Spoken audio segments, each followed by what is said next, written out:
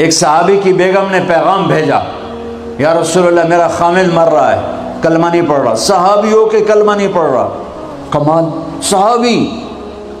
اب بھاگ کے گئے، ہم نے کہا بیٹا کلمہ پڑھ، پڑھوانے والے نبی، پڑھنے والا صحابی۔ کہا جی پڑھا نہیں جاتا، بول رہا ہے کلمہ نہیں پڑھا جا رہا۔ ہم نے کہا کیا ہو؟ کہا جی بس پڑھا نہیں جاتا۔ آپ نے فرمایا اس کے والدین میں کون زندہ ہے؟ کہا جی ماں زندہ ہے۔ تو آپ نے کہا اس کی ماں کو بلاؤ، وہ ماں آ گئی۔ آپ نے فرمایا علقمہ کی ماں تو بیٹے سے ناراض تو نہیں؟ سننا بچوں، غور سے سننا، یہ بچیاں بھی غور سے سننا۔ کہا جی میں ناراض ہوں، ناراض ہوں۔ کہا تجھے کیا ناراضگی ہے؟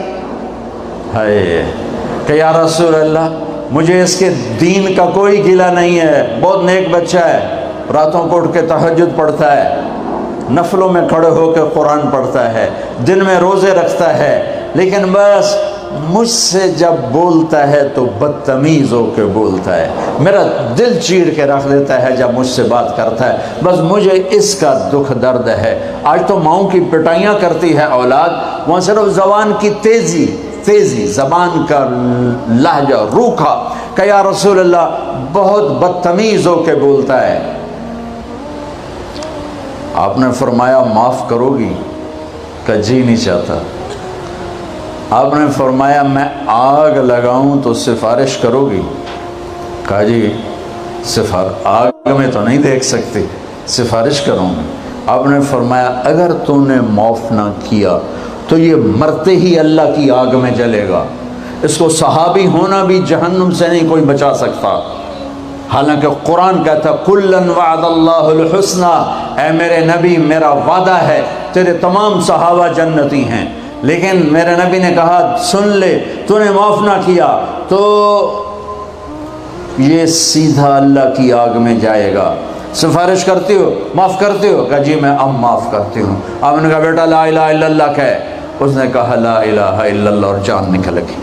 آپ نے اس کا جنازہ پڑھایا، اس کے دفن میں شریک ہوئے، اور پھر اعلان کیا اس کی قبر پہ کھڑے ہو کر جس نے ماں باپ کو دکھ دیا اس پہ اللہ کی لعنت، اس پہ فرشتوں کی لعنت، اس پہ زمین آسمان کی لعنت، ان کی نہ نماز قبول ہے، نہ روزہ قبول ہے، نہ صدقہ قبول ہے۔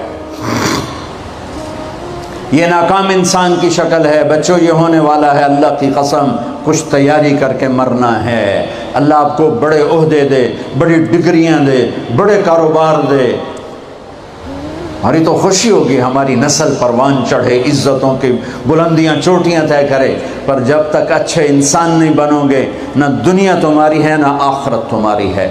اور اچھے انسان کا معیار ہے میرے نبی پاک صلی اللہ علیہ وسلم کی مبارک پاکیزہ زندگی۔ اس کے بغیر کوئی انسان نہیں ہے جس کے اندر غلامی مصطفیٰ نہیں، غلامی محمد نہیں، عشق محمد نہیں، عشق رسول نہیں، جس کے اندر میرے نبی کا اتباع نہیں، وہ انسان کہلانے کے قابل نہیں ہے۔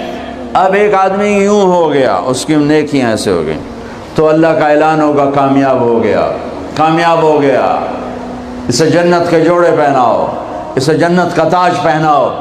یہ جائے گا، یہ 5 فٹ کے قدم ہے، 6 فٹ کے قدم ہے، لیکن جب اللہ کہے گا کامیاب ہو گیا تو جنت کا جو ہائٹ ہے وہ 5 فٹ نہیں ہے، جنت کی ہائٹ 130 فٹ ہے۔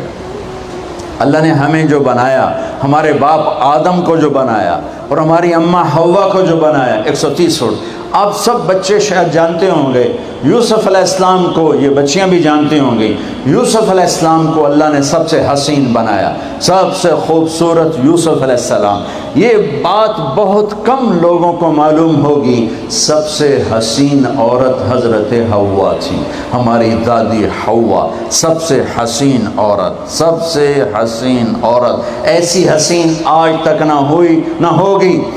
دونوں کا قد 130 فٹ تھا۔ یہ ٹائم کے ساتھ ہم گھس کے نا یہ چھوٹے ہو گئے۔ ہمارے پنجاب میں قوم مراسی بڑے نازک ہوتے ہیں۔ اس ذمہ دار نے مراسی سے کہا میرے گھوڑے کی مالش کر۔ مراسی نے اپنی مالش کبھی نہیں کی تھی، گھوڑے کی کہاں سے کرتا؟ وہ خیر بیچارہ شروع ہو گیا، ذمہ دار گھر گیا، مراسی سو گیا، چور گھوڑا لے گئے۔ جب صبح اس کی آنکھ کھلی اس نے دیکھا گھوڑا تو ہے ہی نہیں۔